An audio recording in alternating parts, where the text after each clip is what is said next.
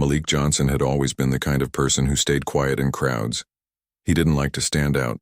At 24, he had already seen more than most people his age. Life hadn't been easy, but he had learned how to keep moving forward without asking for too much. He lived on the south side of Chicago, in a small apartment that smelled like motor oil and fried food. He worked long hours at a mechanic shop, fixing up old cars with worn-out engines and broken dreams. It wasn't glamorous, but it paid the bills, and Malik had grown to enjoy the steady rhythm of the job. There was something peaceful about using his hands getting greasy and making something broken work again. That evening started just like any other. Malik had just finished work and was walking home through the neighborhood. The sun was setting, casting a warm orange glow over the streets. The air was quiet except for the sound of a distant basketball bouncing and the occasional car passing by. Malik had earbuds in, listening to some smooth jazz his dad used to love. It helped him relax after long days. He had just stopped by the corner store for a bottle of water and a pack of gum. He liked the lady behind the counter. She always smiled at him and called him baby, even though she was probably only 10 years older. He stepped out of the store and looked up at the sky. It was that time of day when everything felt like it could go either way, light or dark, calm or wild. Malik wasn't thinking about anything in particular. He was just tired and ready to get home, take a shower, and eat something simple. Then he heard it, not a loud sound, but the kind that makes you take your headphones out. It was a sharp voice, angry, echoing just down the block. A man was yelling. Malik's first instinct was to keep walking, to stay out of it. He had learned the hard way that getting involved usually brought trouble, but something made him turn his head. Maybe it was the way the voice cracked or the sound of a second, softer voice and a woman's, trying to calm things down. When Malik glanced down the sidewalk, he saw a young woman standing near the bus stop. She looked nervous, clutching a small purse. A man was standing in front of her, waving his arms, pacing back and forth. Malik slowed down. He couldn't hear the words clearly, but the tone was wrong. Too tense, too sharp. People were watching from across the street, but no one was stepping in. He looked around. Where was security? Where was anyone who could help? Then suddenly the man stepped closer to the woman. She took a step back. Malik saw her lips move. She was trying to reason with him. Her body was stiff, her eyes wide. That's when Malik's heart picked up speed. Something inside him knew this wasn't just an argument. It wasn't safe. He didn't know her. He didn't know what had started it. But he couldn't walk away. He couldn't live with himself if something bad happened, and he did nothing. Malik crossed the street slowly, carefully. He didn't want to cause panic, but he also didn't want to waste time. As he got closer, he made eye contact with the woman. Her expression changed the moment she saw him. Relief. Desperation, a silent plea for help. He didn't say anything loud, just calmly walked up and said, "Everything okay here?" The man turned to look at him, clearly surprised. "Mind your business," he muttered. Malik didn't flinch. "She looks scared. I just want to make sure she's all right." The man's eyes narrowed. He looked at the woman, then back at Malik. There was a strange pause. The kind that feels like everything is hanging by a thread. For a second, it seemed like the man might walk away. He looked like he was thinking about it. Then it happened, fast and without warning. The man moved, and in that split second, Malik saw the woman freeze. Her mouth opened, but no sound came out. Malik's body moved on instinct. He stepped in, front of her, putting himself between her and danger. He didn't think. He didn't plan. He just reacted. What followed felt like slow motion. People screamed. Someone shouted, "Call for help!" The man ran. The woman was shaking, holding onto Malik's jacket. And Malik, he was still standing, but his left shoulder felt heavy, like someone had placed 100-pound weight on it. He looked down and saw a small patch of red blooming through his shirt. The pain didn't come right away. Just the pressure. "The shock, are you okay?" the woman asked, her voice trembling. Malik nodded, though he wasn't sure if he meant it. "You're safe," he said quietly, just before his legs gave out. When he woke up, everything was white and bright. Beeping machines. The smell of antiseptic. A nurse was adjusting something near his bed, and a doctor was talking to someone. Outside the curtain, Malik tried to speak, but his throat was dry. The nurse saw him stir and rushed to his side. "You're okay," she said gently. "You're in the hospital. You were very brave." The next few hours passed in a blur. His mother showed up, crying and fussing over him. His younger cousin brought his phone, which was buzzing nonstop. Apparently, someone had filmed everything from across the street. The video was online and going viral, but Malik didn't care about that. He just kept thinking about the woman. Was she okay? Did she get home safe? What had happened after he blacked out? Later that evening, a police officer came by to take his statement. Then a reporter tried to speak with him, but the nurse politely asked her to leave. Malik was tired, overwhelmed, and in pain, but something in him also felt different, like the world had shifted. He hadn't expected any of this. He didn't want to be in the spotlight. All he had done was try to help. But sometimes, helping someone else sets off a chain of events you could never predict. And for Malik Johnson, that single moment of bravery was just the beginning of a journey that would change his life in more ways than he could imagine. Malik lay in the hospital bed staring at the ceiling tiles. Everything felt heavy. His shoulder was bandaged and sore, and there were tubes connected to his arm. The quiet beeping of machines filled the room. Nurses came and went, checking on, him offering soft smiles. He answered their questions politely but spoke as little as possible. He wasn't used to all the attention. The news had spread quickly. A video clip of the incident was everywhere online. It showed Malik stepping in calmly, then going down just seconds later. People were calling him a hero. Strangers were praising his bravery. Even the mayor had posted about him on social media.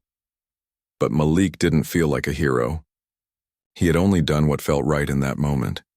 He didn't expect praise. He certainly didn't expect to wake up in a hospital bed surrounded by flashing cameras and reporters waiting in the hallway. He didn't want the spotlight. He just wanted to heal. By the third day, Malik was well enough to sit up in bed and eat on his own. His cousin Jaden brought his favorite food, a cheeseburger and fries from a small diner they used to go to with their grandfather. Malik smiled for the first time in days.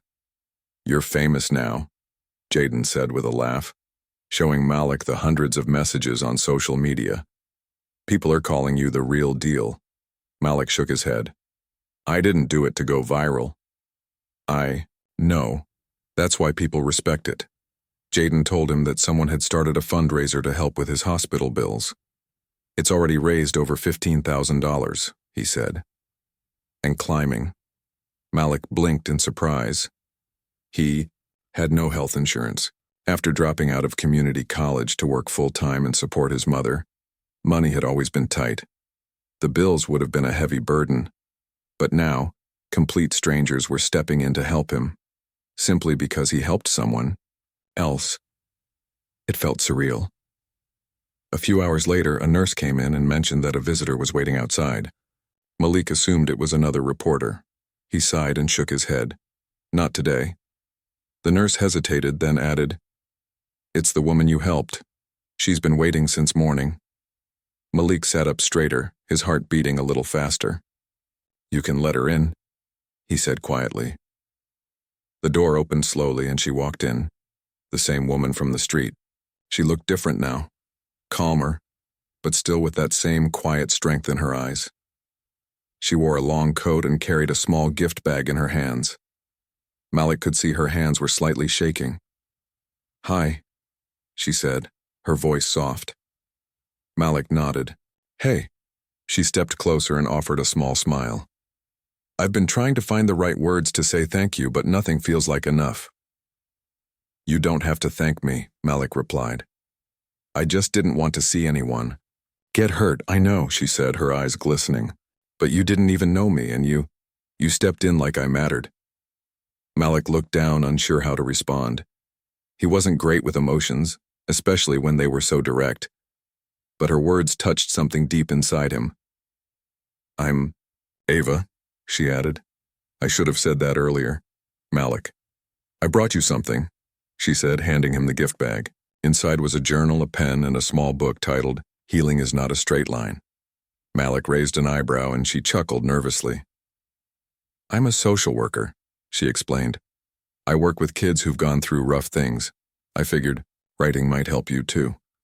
Sometimes it helps organize the stuff we can't say out loud. Malik nodded slowly. Thanks. I might try it. Ava pulled a chair beside his bed. At first, their conversation stayed simple. How he was feeling, how long he might need to stay, what the doctors were saying. But soon, they were talking about other things too. Ava told him she had only moved to the neighborhood a few weeks, Hago for a new job. She had been walking home from work when everything happened. I thought I was being careful, she said, but it all happened so fast I didn't know what to do. Malik listened closely. Ava wasn't trying to be dramatic or make the story about herself. She just wanted to talk. And surprisingly, he didn't mind listening. Over the next few days, Ava visited again and again. She didn't come with cameras or questions, only with books, snacks, or just a kind smile. Malik began to look forward to her visits. They talked about music, favorite meals, childhood memories, and even their fears. Hers of being alone in a big city, his of being stuck in one place forever. There was something gentle about her presence. She didn't treat him like a hero or a patient. She talked to him like he was a real person with real thoughts and a real story. By the end of the week, Malik was cleared to go home. His shoulder still needed time to heal and he would have to take it easy for a while. The mechanic shop told him to rest as long as he needed. They were proud of him and promised to hold his job. Ava showed up on the day he was discharged. She brought homemade soup and offered to drive him home. Malik hesitated at first, but then agreed. His mom met them at the door and welcomed Ava like an old friend. She had heard all about her from Malik's stories during the week. In the days that followed, Ava and Malik kept in touch. They texted often and she checked in to see how he was healing. She dropped by with groceries, helped him clean the apartment, and sometimes just sat with him while they watched old movies. For Malik, it was strange but comforting. He had never let someone into his life this quickly before. Trust didn't come easily, but Ava was patient. She didn't ask for anything. She didn't expect anything. She just showed up, quietly and consistently. And slowly, Malik found himself opening up more than he ever had. He told her about losing his brother when he was young, about dropping out of college, about nights when the pressure of taking care of everyone made it hard to breathe. Ava didn't judge. She listened, really listened. In return, she shared her own stories, about growing up in a household where emotions were kept quiet, about working with young people who carried the weight of the world, about learning that healing took time, and sometimes other people. One evening, as they sat on Malik's small couch sharing popcorn, Ava turned to him and said, "You know, you didn't just help me that night. You reminded me that there's still good in people." Malik looked at her, a soft smile tugging at his lips. "You reminded me that healing doesn't have to happen alone." He didn't know where this connection would go. He didn't try to label it or rush it. But in that quiet space, something real was growing. Something stronger than fear or pain. A sense of peace. A beginning. And for the first time in a long while, Malik felt like maybe his life was about to take a turn. Not because of what happened that night, but because of everything that followed. Malik sat on the balcony of his apartment, a light blanket over his shoulders and a notebook in his lap. The pen Ava had given him rested between his fingers. He had started writing small things each day. How he was feeling, what he noticed, in the world around him, and memories that rose up unexpectedly. Some pages were filled with full thoughts. Others just had a few scattered words. He wasn't trying to become a writer. He just found it calming, a way to sort through everything that had happened. The city around him moved at its usual pace. Cars passed below. Children played down the block. Somewhere, music drifted from an open window. Malik leaned back in his chair and closed his eyes. His shoulder still ached sometimes, but he was healing. Slowly. Quietly. Most days, Ava came by after work. Sometimes they cooked dinner together, sometimes they ordered takeout. Once, she brought over a board game she liked from childhood. They played on the floor of his living room, laughing so hard they forgot the time. Ava's presence had become something steady in Malik's life, like a lighthouse on a cloudy night. They weren't officially dating. Neither of them had said anything out loud, but there was something real between them. They knew it. They could feel it. It showed in the way they looked at each other when they thought no one else was watching, in the way they shared stories without fear of being judged, in the quiet comfort of simply being in the same space. One afternoon, Ava invited Malik to her apartment for the first time. It was a small one-bedroom space with warm colors and plants on every windowsill. A bookshelf stood against the wall filled with novels, notebooks, and picture frames.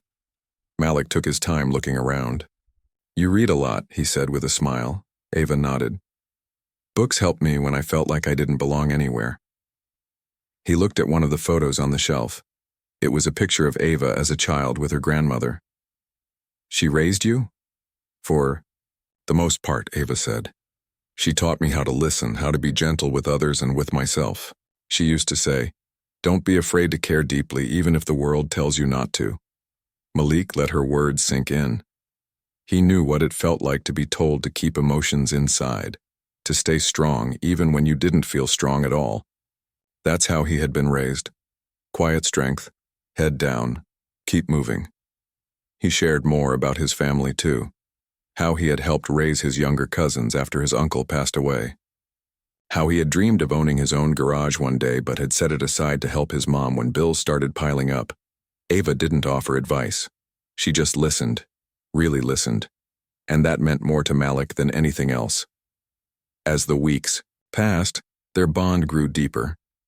Malik started to feel more like himself again. He still had physical therapy appointments and follow-up visits at the clinic, but his energy was returning. He began spending time at the mechanic shop, not working, yet just watching, helping with light tasks, talking to his co-workers who had missed him. One day he stayed a little longer after the shop closed. He walked through the back area where a few cars had been left for major repairs. He touched the side of a car that reminded him of his first fix-up project with his grandfather. A thought came to him, an idea that had been resting in the back of his mind for a while. What if he didn't go back to working for someone else? What if he tried to build something of his own? That night he told Ava about it.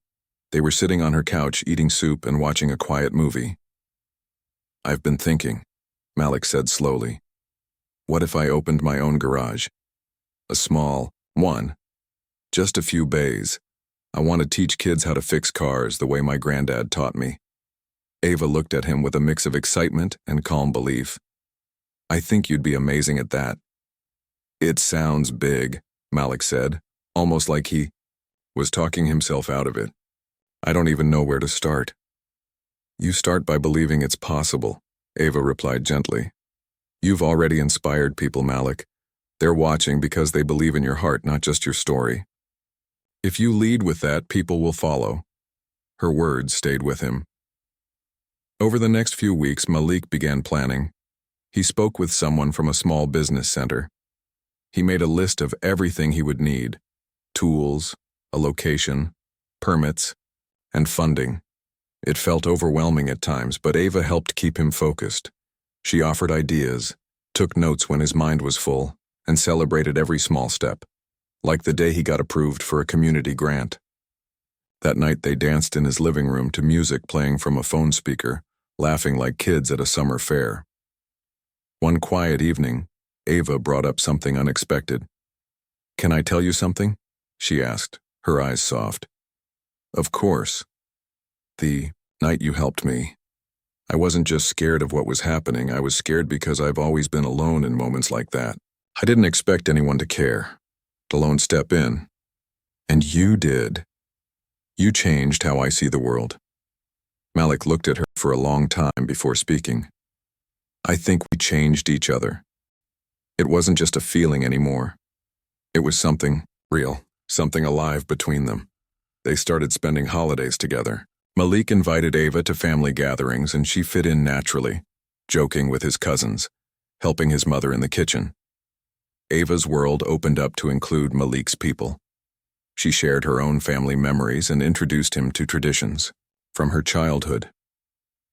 Each day their bond grew not just because of what they had been through, but because of what they were building together: trust, peace, and something stronger than either of them had expected. Malik wasn't sure what the future would bring, but one thing was clear.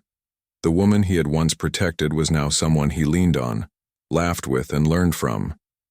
And though he hadn't been searching for love that night on the street, somehow, love had quietly found him. The morning sun peeked through the blinds in Malik's apartment, casting soft light across the floor. Malik stood in front of the mirror, adjusting the collar of his shirt. It wasn't a usual work day. Today felt bigger, like a quiet celebration. He took a deep breath and looked at himself, not to check his appearance, but to take in everything that had changed. Just a few months ago, he had been lying in a hospital bed, unsure of what would come next. Now he was preparing for the first day at his very own auto repair garage. He had worked hard to get here. There had been long nights, pages of planning, calls with banks, meetings with business advisors, and moments when doubt tried to sneak in. But every time he thought of quitting, he reminded himself of why he started: his grandfather's wisdom, his mother's strength, and the spark he had found with Ava. The garage was small, with just 2 work bays and a waiting area. But it was his. The sign outside read, Malik's Auto and Learning Center. That second part, Learning Center, was important to him. It wasn't just a place to fix cars. It was a place to teach. He had already invited a few local high school students to come in on Saturdays and learn the basics. He wanted to give them the kind of guidance he had once needed. Ava met him outside the garage carrying a thermos of coffee and a warm smile. "Ready?" she asked. "I think so," Malik said, but his eyes revealed both excitement and nervousness. Ava handed him the coffee. "It's okay to be nervous. Big dreams usually come with shaky hands." Malik smiled, holding her words close. They stepped inside. Everything was clean and organized. Malik had painted the walls a soft gray and added a mural in one corner that read, "Fix more than engines, fix dreams." His cousin Jaden had painted it, and the words felt true every time Malik looked at them. The first few customers arrived. That morning, mostly friends, neighbors, and people from the community who had heard about what Malik had done. Some remembered the news stories. Others just wanted to support someone who had done something kind without expecting anything in return. One elderly man came in with an old truck and said, "I don't need anything fixed. I just wanted to shake your hand." Malik felt humbled. He shook the man's hand with care and thanked him for stopping by. Later that week, the students came for their first lesson. There were 4 of them, all teenagers from the local high school. They looked unsure at first, standing around awkwardly, in oversized shirts and borrowed work gloves. Malik greeted each one with a smile and told them, "You're here to learn, not to be perfect. We all start somewhere." He began teaching them how to change oil, check tires, and understand engine parts. But more than that, he talked about focus, patience, and why caring about something, even something small, could lead to big things. The students returned each Saturday, asking more questions and gaining confidence. Malik saw parts of his younger self in them: the curiosity, the restlessness, the need to be seen. Teaching them wasn't always easy, but it gave him purpose.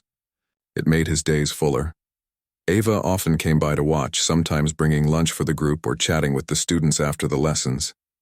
She told them stories about her work as a social worker and how learning new things helped people grow.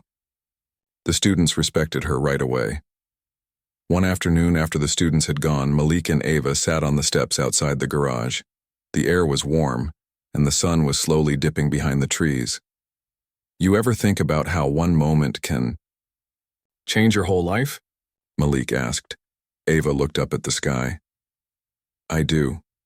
I think about it every day." They sat in silence for a while, the kind of silence that didn't need to be filled. Then Malik turned toward her. You've become such a big part of my world, he said softly. And I didn't expect that when we first met. Ava smiled. Me neither. But maybe that's how the best things happen. Over time, their relationship continued to deepen. Malik started opening up more about his dreams, not just for the garage, but for his life. He wanted to create a space where young people could find direction, where people could come in feeling broken and leave feeling whole, whether it was their car or their heart. Ava shared her hopes too. She wanted to start a youth program that focused on emotional growth, writing, and healing. Together, they began to imagine how their paths could connect. Maybe one day her program and his garage could work side by side, offering both practical and emotional tools to the community. One evening, Ava invited Malik to a small gathering at her friend's home. It was a quiet dinner with people who worked in different parts of the city, teachers, artists, and community leaders. Malik felt out of place at first. He wasn't used to these kinds of events. But Ava stayed by his side, introducing him with pride. "This is Malik," she said more than once. "He runs an auto shop that teaches kids about more than just engines." People were curious. They asked questions. Malik told them his story in his own words, humble and honest. And to his surprise, they listened with interest and respect. Some even offered to help, suggesting connections or resources that could grow his idea. After the dinner, Ava and Malik walked home slowly, hand in hand. "You belonged in that room," she said, sensing his doubt. "I didn't feel like it at first." "Maybe that's because you're used to shrinking yourself," Ava said gently. "But the truth is, you're already doing the work. People need to hear your voice." Malik nodded, not because he was fully convinced, but because her belief in him made him want to believe in himself too. The next few weeks were filled with small milestones. Malik's garage was receiving great feedback. More students signed up for lessons. Someone from a local newspaper came to write a story about him. His mom visited the shop and cried quietly when she saw his name on the front window. "I always knew you had this in you," she whispered, hugging him tightly. Through it all, Ava remained his biggest support. She didn't try to change him. She simply stood beside him, steady and sure. And Malik, who had once learned to keep his heart guarded, found himself letting it open a little more each day. He began to think about what love really meant. Not the kind found in movies or quick romances, but the kind built slowly, with trust, laughter, shared dreams, and quiet moments that didn't need to be explained. One night, Malik looked at Ava across the table while they were finishing dinner. "I think I'm falling for you," he said, his voice low but clear. Ava reached for his hand and squeezed it gently. "I think I already did." It wasn't a grand scene. No music played in the background. There were no crowds or confetti. Just two people sitting across from each other, realizing they had found something rare, something real. And for Malik, who had once stepped into danger without knowing what would come next, life was now unfolding in a way he never imagined. Not with fear, but with hope. The sky was soft and blue above Malik's garage, and the breeze carried the scent of fresh oil and spring flowers. Malik stood in front of the building, watching as the students cleaned tools and packed away supplies from another Saturday workshop. Laughter echoed from inside as they joked with one another, proud of the work they had done. He smiled to himself, grateful for how far everything had come. It had been 6 months since the garage opened, and every day felt more meaningful than the last. Malik had come to realize that this place wasn't just a business. It was a part of him. People came not only to fix cars, but also to feel a sense of welcome, of trust. Over time, that small garage had become a part of the community's heartbeat. Malik leaned against the doorway, sipping his tea and watching as Ava talked to one of the students. She was good at that, making people feel heard and seen. She had recently started her own youth group sessions in the library's community room nearby. Her sessions focused on helping young people share their stories, learn about self-worth, and build hope for the future. Many of the same students who worked with Malik on the weekends joined Ava's sessions during the week. It was like the two of them had created something bigger together, two safe spaces, different but connected by the same purpose: healing, growing, and dreaming. That evening, Malik and Ava went for a walk through the neighborhood park. The leaves had just begun to bloom again, and the trees looked like they were stretching their arms after a long winter nap. Children played near the fountain, and couples walked hand in hand along the paths. Malik turned to Ava with a thoughtful, "Look, do you ever wonder what life would have been like if that night hadn't happened?" Ava paused for a moment. "I do, but not in a sad way. More like, I think about how unexpected moments lead us to where we're meant to be." Malik nodded. "Sometimes I forget how fast everything changed." Ava smiled gently. "You didn't just survive that moment, Malik. You grew from it. You chose to turn something frightening into something beautiful." He looked at her with quiet appreciation. "I couldn't have done it without you." Ava shook her head. "You could have. You just didn't have to." They sat down on a nearby bench and watched the sky turn golden as the sun began to set. The light touched Ava's face, and Malik found himself thinking about the future. Not with fear or hesitation, but with calm curiosity. "I've been thinking," he said softly. "What if we build something even bigger together?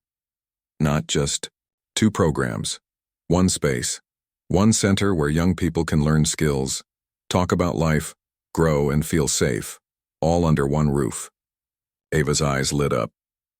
"You mean a community center?" "Exactly," Malik said.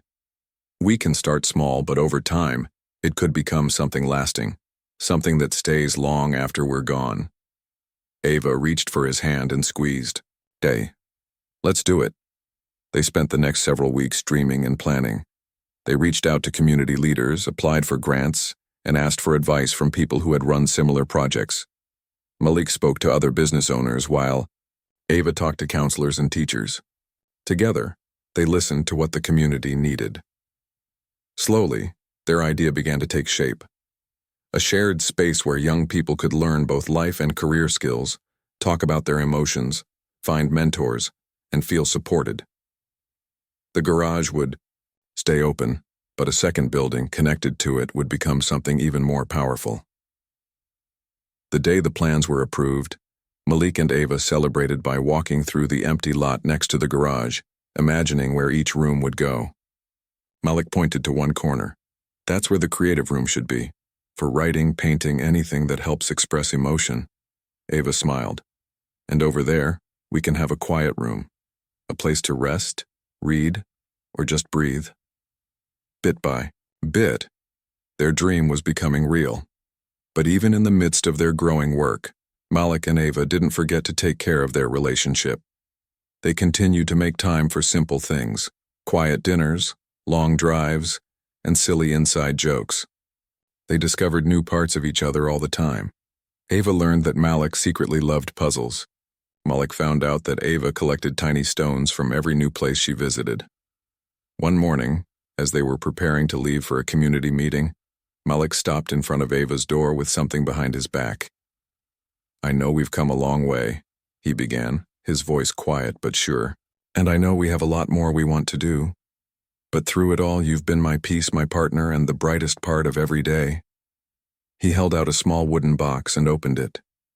Inside was a simple ring, silver with a small blue stone. In the center, the same color as the sky the day they had first walked through the park together. "I'm not rushing. I just want you to know that I see forever in you." Ava's eyes filled with gentle tears. She didn't speak right away. Instead, she took Malik's hand and placed it over her heart. "You've given me the kind of love I didn't know was real," she said. "Yes. 1,000 times yes." They didn't announce it to the world with loud words or big parties. They kept it close, telling family, close friends, and the students who had grown up around their love. It wasn't just about getting married, it was about continuing to walk forward side by side into whatever came next. Months passed, and the new center opened its doors. On the first day, the rooms were filled with excited voices, hopeful energy, and signs made by the students themselves. One banner read, "This is our place to grow." Another said, "Thank you, Malik and Ava." Malik stood near the doorway, watching as a group of kids gathered around Ava. who was reading aloud from a book of poetry. He had never felt more proud or more at peace. Looking around, he thought back to how it all began. A single moment of courage, a choice made in the middle of a street, a risk taken for a stranger. He hadn't expected anything in return, but life had returned everything and more. Love, purpose, and a future he couldn't have imagined. He didn't think of himself as a hero. He thought of himself as a man who said yes to hope when he could have chosen fear. And in doing so, he had found the kind of life that grows not from what you take, but from what you give. Malik stepped inside, surrounded by laughter, stories, and warmth, knowing deep in his heart that the best parts of his story were still being written.